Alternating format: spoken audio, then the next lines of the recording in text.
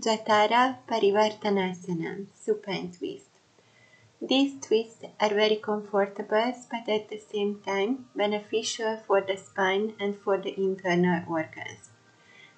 Bend your knee, place your sole above the knees and slowly twist to the other side. See that the shoulders remaining on the ground and see that you're lengthening between your tailbone and the crown of the head.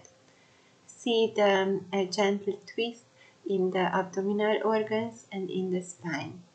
In the next variation, you can cross your leg, interlace your leg, inner thighs together strongly, and like this, twist to the side while looking on at the other side, while keeping your shoulders on the ground as well.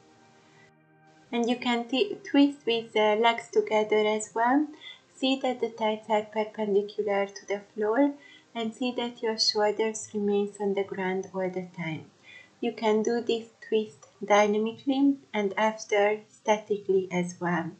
Sometimes you can stay in this twist for 2-3 minutes. It's very good for lower back problem. It's very good for the intestines, for the internal organs, and it's really refreshing for the spine. So I recommend that all the time you're doing twist.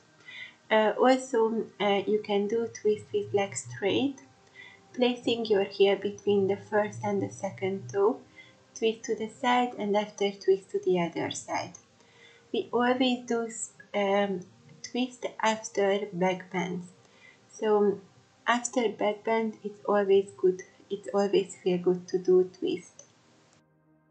And lastly, a variation where you place your ankle above the knee, and like this, you twist to the side. You place the full sole grounded on the ground, and also you look at the other direction. Just breathe into the twist.